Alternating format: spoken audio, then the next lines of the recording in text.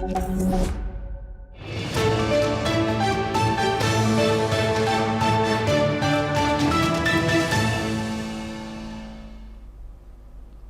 and welcome to the newsroom. Breaking this hour, President Donald Trump on Wednesday has blamed former President Joe Biden for high prices hitting Americans' wallets. In a national address, he said he inherited an economic mess and is now fixing it. Trump claimed gas and grocery costs are falling rapidly and warned Democrats of voter anger over affordability. He linked rising prices directly to Biden's policies, saying Democrats have failed the American people. The remarks come as polls show 57% of Americans disapprove of Trump's handling of the economy. He used the speech to contrast his actions with Biden's, promising economic growth and relief for U.S. families. Let's in fact listen into what he has shared. Starting on day one, I took immediate action to stop the invasion of our southern border. For the past 7 months, 0 illegal aliens have been allowed into our country, a feat which everyone said was absolutely impossible. Do you remember when Joe Biden said that he needed Congress to pass legislation to help close the border? He was always blaming Congress and everyone else. As it turned out, we didn't need legislation. We just needed a new president. In a national address, U.S. President Donald Trump delivered a wide-ranging speech from the White House, where he blamed former President Joe Biden for what he described as a country in turmoil, while touting his own administration's achievement. Trump began his remarks by once again laying blame on Biden for the state of the nation. He criticized the Biden administration on several fronts. Trump also referred to the federal government as sick and corrupt, and reiterated his claim that Biden inherited a mess from his presidency. One of the key announcements during the speech was the introduction of $1,776 checks for U.S. military service members, which Trump described as a warrior dividend. Let's listen in. Tonight, I am also proud to announce that more than 1,450,000, think of this, 1,450,000 military service members will receive a special, we call warrior dividend before Christmas, a warrior dividend in honor of our nation's founding in 1776. We are sending every soldier $1,776. Think of that. And the checks are already on the way. Nobody understood that one until about 30 minutes. Trump also took the opportunity to highlight his administration's accomplishments, particularly in immigration and economic policy. He reiterated his claims of success in curbing illegal migration and argued that his economic policies were beneficial despite concerns about affordability among many Americans. Trump made the controversial claim that his administration had ended 8 wars, a statement that remains unsupported by concrete evidence.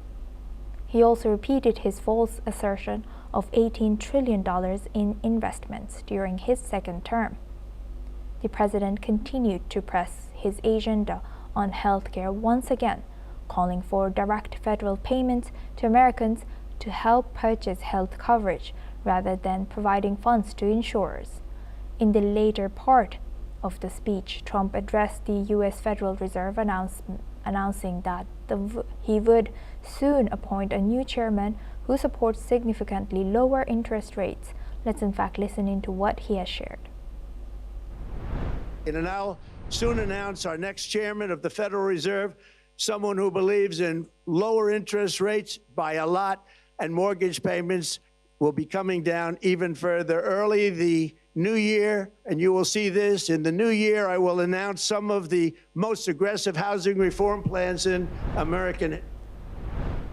U.S. President Donald Trump has said that he will not let anyone who should not be going through the Venezuela blockade go through. This comes a day after Trump ordered a blockade of all sanctioned oil tankers sailing into or out of Venezuelan waters. Let's listen into what Trump has said. Just a blockade. let anybody going through that shouldn't be going through. You remember they took all of our energy rights. They took all of our oil from not that long ago, and we want it back. But they took it. They illegally took it. Getting land, oil rights, whatever we had, they took it away because we had a president that maybe wasn't watching. But they're not going to do that. We want it back.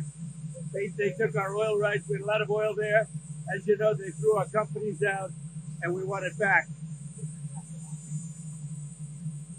Well, I think the message this evening is we inherited a mess, and we've done a great job, and we continue to. And our country is going to be stronger than ever before very soon. Thank you. Meanwhile, the Venezuelan National Assembly has unanimously approved a resolution rejecting Trump's order to impose a full blockade on sanctioned oil tankers. Assembly President Jorge Rodriguez has said that Trump's main interest is to take control of Venezuela's natural resources. He has added that Venezuela must defend its land. Let's take a listen in. Y Venezuela seguirá comerciando todos sus productos en el espíritu de la generación de libertadores que se levantó luchando contra la compañía guipuzcoana. Y seguirá el comercio para allá y para acá de nuestro petróleo y de todas nuestras riquezas naturales que por Constitución, por decreto de Bolívar, pertenecen nuestras riquezas y nuestra tierra y nuestro petróleo a su único dueño legítimo por los siglos de los siglos, que es el soberano pueblo de Venezuela, que es el dueño absoluto de las tierras, del subsuelo y de toda su riqueza. Venezuelan President Nicolas Maduro has also stated that his country will continue its oil trade. According to reports, most Venezuelan exports remain on hold due to the blockade, even though Venezuelan state oil company PDVSA has restarted loading crude and fuel cargoes after it had to suspend operations because of a cyber attack. Chevron vessels are also continuing to depart for the United States. Meanwhile, international oil prices have surged following Trump's blockade. Let's in fact listen into what the Venezuelan president has shared. Y Venezuela seguirá comerciando todos sus productos en el espíritu de la generación de libertadores que se levantó luchando contra la compañía guipuzcoana. Y seguirá el comercio para allá y para acá de nuestro petróleo y de todas nuestras riquezas naturales que por Constitución, por decreto de Bolívar, pertenecen nuestras riquezas y nuestra tierra y nuestro petróleo a su único dueño legítimo por los siglos de los siglos, que es el soberano pueblo de Venezuela, que es el dueño absoluto de las tierras, del subsuelo y de toda su riqueza. Now we move on to Russia.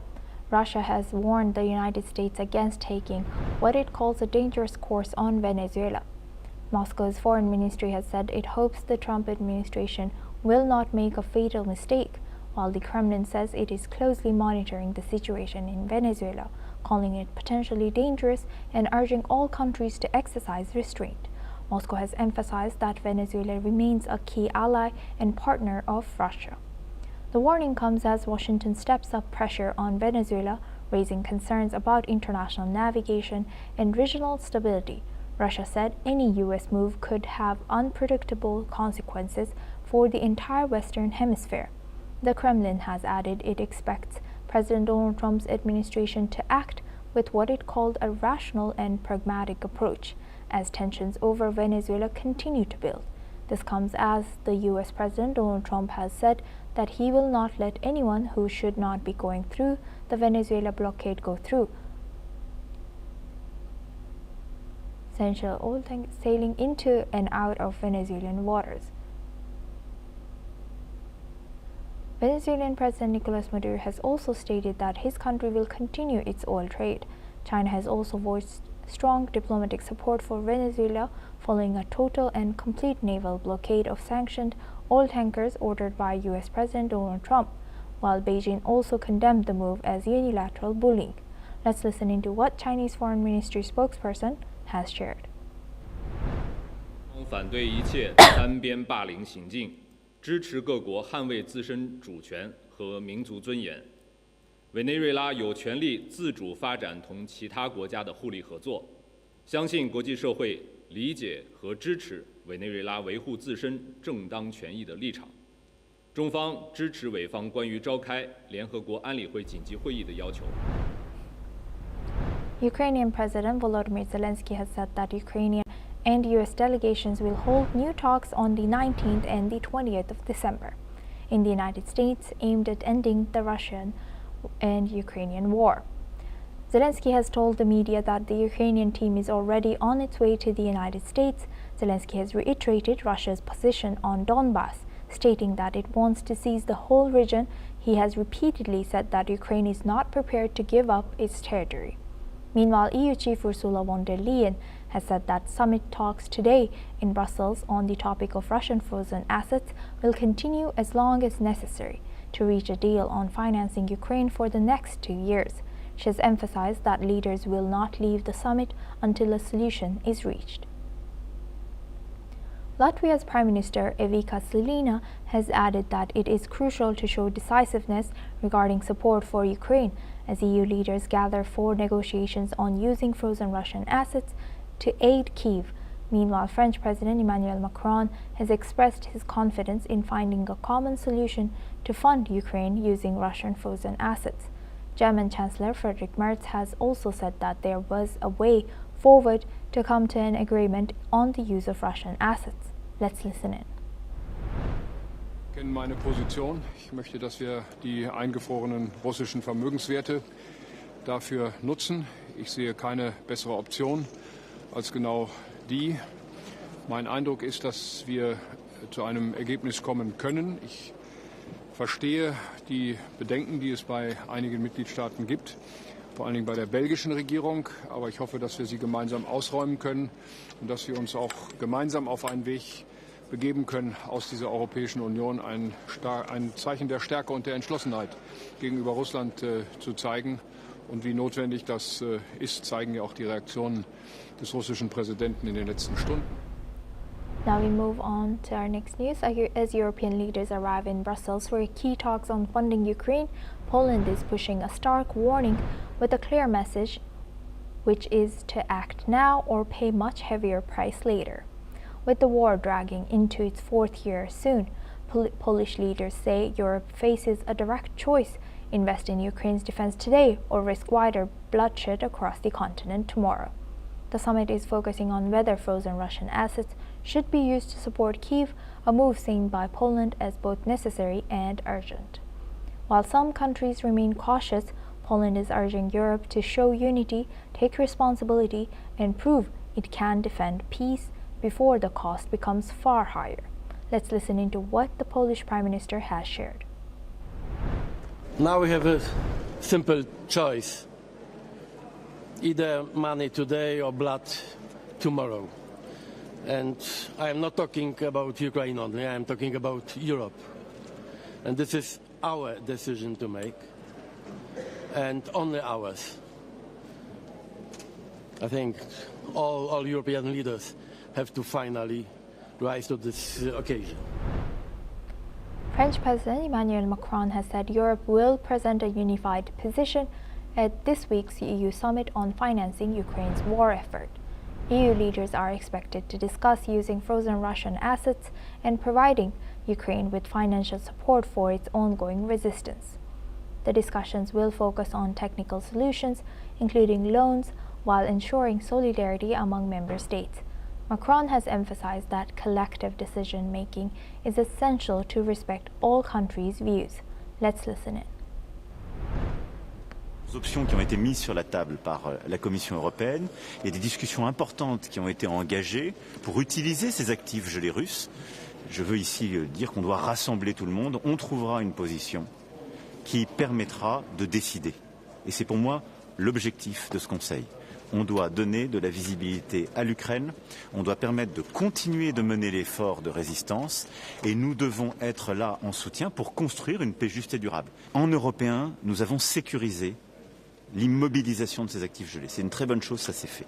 Maintenant, on doit sécuriser un financement par un prêt. On va trouver la solution technique. Et donc, il ne faut pas se diviser sur des modalités techniques. Il faut que chacun soit respecté et entendu. Donc, on va avoir la discussion avec notre collègue belge, avec tous nos collègues. Moi, je veux que le travail soit collectif, apaisé.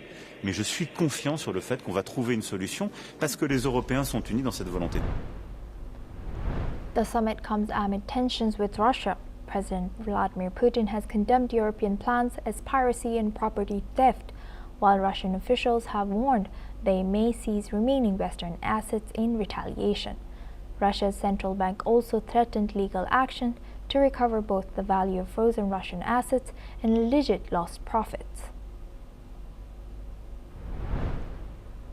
Now we moved on to our next news. Ahead of a EU summit in Brussels, French President Emmanuel Macron says that France is not ready to sign a EU trade deal with the Mercosur group of Latin American countries, adding that more work is needed to be done on reciprocity and controls on products. EU-Mercosur Partnerships Agreement is a massive free trade pact between the European Union and the Mercosur bloc, which includes Argentina, Brazil, Paraguay, and Uruguay. Meanwhile, Spain and Portugal strongly back the EU-Mercosur trade deal, seeing big opportunities for efforts, exports of wine, olive oil, and jobs, with Spain playing a key role in pushing it forward, though it faces hurdles from other EU nations. Let's have a look at what the French president has shared. Sur le Mercosur, nous considérons que le compte n'y est pas et que cet accord ne peut pas être signé. Et c'est la même chose, c'est la cohérence de l'Europe et c'est une Europe qui protège son agriculture et ses producteurs. Nous sommes pour échanger. La France est d'ailleurs une grande puissance agricole et agroalimentaire qui échange à travers le monde, qui exporte. Mais nous ne pouvons pas accepter de sacrifier la cohérence de notre agriculture, de notre alimentation, la sécurité alimentaire de nos compatriotes sur des accords qui ne sont pas encore finalisés. Donc vous voyez bien qu'au moment où nous nous parlons, nous ne sommes pas prêts, le compte n'y est pas pour signer cet accord. Parce que je veux qu'on traite comme il se doit notre agriculture, on doit être respecté. Et nos agriculteurs qui ont déjà énormément de défis, et on le voit en France, mais c'est vrai dans d'autres pays, pour qui c'est si difficile et qui ont à se battre contre des épizooties. On a la dermatose en France qui touche beaucoup de nos éleveurs, pour qui j'ai une immense pensée ce matin. Beaucoup de nos secteurs qui ont déjà des difficultés, on ne peut pas aujourd'hui les sacrifier sur cet accord, ça n'est pas sérieux. Farmers from northern France are joining a convoy of hundreds of tractors from across Europe, driving towards Brussels to protest against the EU agricultural policy and trade deal with the South American bloc Mercosur.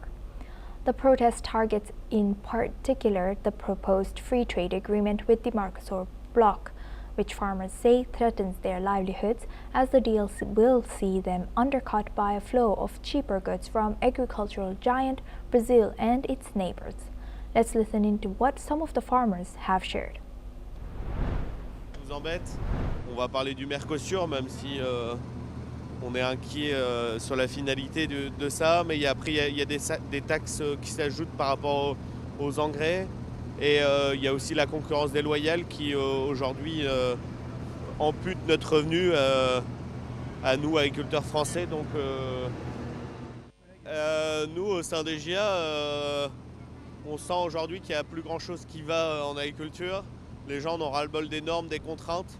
Et c'est vrai qu'aujourd'hui on y va avec pas mal de détermination à Bruxelles.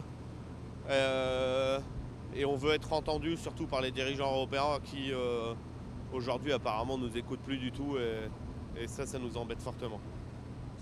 Après, solidarité également avec les éleveurs. Hein. Moi particulièrement je ne suis pas éleveur, mais bon c'est vrai qu'on peut comprendre leur désarroi avec l'abattage systématique, puisqu'on nous parle de vaccination, mais une fois que leurs vaches seront vaccinées pendant 40 ou 50 jours, ils n'auront pas le droit de faire sortir la moindre bête. Je ne sais pas s'ils auront le droit de vendre leur lait, ça j'en sais rien. C'est vrai qu'il y a 2 ans, on est monté devant Paris, on a bloqué toutes les autoroutes.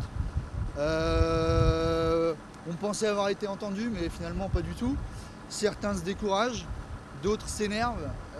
J'ai peur que si on n'obtienne pas rapidement ce qu'on souhaite, ça soit pire qu'il y a 2 ans et il y ait des débordements. Et comment vouloir à ces gens-là, malheureusement. Now we move on to our next news. China has urged the United States to immediately stop arming Taiwan, as this comes after Taiwan has said that the United States has approved the sale of $11.1 billion weapons to the island. China has accused US for the violation of One China principle. Meanwhile, China's Foreign Ministry spokesperson, Guo Jiakun, has responded. Let's listen into what he has shared. 美方公然宣布巨额售台先进武器计划，严重违反一个中国原则和中美3个联合公报，严重损害中国主权、安全和领土完整，严重破坏台海和平稳定，向台独分裂势力发出严重错误信号。中方对此坚决反对，强烈谴责。中方敦促美方恪守一个中国原则和中美3个联合公报，落实美国领导人所作严肃承诺，立即停止武装台湾的危险行径。中方将采取坚决有力措施，捍卫国家主权、安全和领土完整。 Now we move on to Honduras. Thousands of Hondurans rallied at the presidential residence in support of the ruling Libre Party. President Xiomara Castro accused election authorities of manipulation and warned of an electoral coup targeting her party. Castro also criticized US President Donald Trump for endorsing a rival candidate and threatening to pardon former President Juan Orlando Hernandez. The special audit of the late November presidential election remains stalled amid protests blocking the electoral center, delaying a final result. With nearly all votes tallied, right-wing candidate Nasri Asfullah leads by over 43,000 votes against centrist Salvador Nasrallah. Let's listen into what some of the supporters have shared. Bueno, desde un inicio, cuando las elecciones, miramos nosotros la intromisión de Donald Trump, ¿verdad? Que no tiene que meterse, tiene que respetar los convenios internacionales para no permitir y no estarse metiendo en los países donde no tiene nada que ver con nosotros acá. Sentimos como una madre para nosotros. Nosotros los pueblos ya no queremos la intervención, ya no queremos ser esclavos. Nosotros los pueblos ya no queremos ser colonia de los Estados Unidos. Nosotros queremos ser un pueblo independiente. Bueno, la verdad es que sí nos da tristeza, ¿verdad? Tanta injerencia internacional, porque como decía el compañero, nosotros somos libres, soberanos, independientes, ¿verdad? Como país. Y la verdad que no podemos permitir el pueblo, que tiene que respetarse el voto del pueblo, y por eso andamos haciendo la lucha, ¿verdad? Now we stay in South America. Brazil's Senate has passed a bill that would reduce the prison sentence of former President Jair Bolsonaro, who was sentenced to 27 years for allegedly plotting a coup after losing the election to Lula da Silva, current president. The legislation now goes to President Lula, who is widely expected to veto it. However, senators have said that Congress could override any veto, signaling a continued political battle over Bolsonaro's punishment. Lawmakers supporting the bill argue the move is justified, while critics warn it undermines accountability for attempts to subvert Brazil's democracy. The decision has sparked heated debate across Brazil, highlighting the deep political divisions that remain in the country. Let's listen in.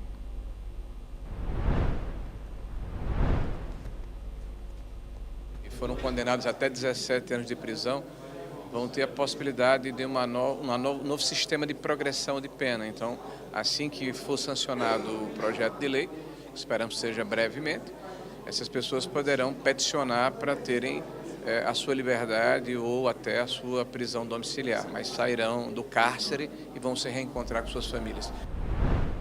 Now we move on to Africa. At a press conference in Nairobi, Kenya, UN Under-Secretary General and Special Advisor on the Prevention of Genocide, Shaloka Biani, warned of serious atrocities committed by Sudan's Rapid Support Forces. Biani has said that there is a strong indication that the RSF has carried out large-scale abuses in El Fasher and other areas of Darfur. Human rights groups and the UN have expressed growing concerns over reports of killings, looting, and forced displacements, calling for accountability and urgent humanitarian assistance. Let's listen in. Both the Rapid Support Forces and the Sudan Armed Forces, as well as their respective allied militia, have committed serious and systematic violations of human rights and international humanitarian law, accompanied with hate speech. This is undeniable. There's a strong indication that RSF has committed large atrocities in El Fasher and beyond, including murder. With that, it's a wrap on the newsroom. Keep watching News6 World for more breaking updates.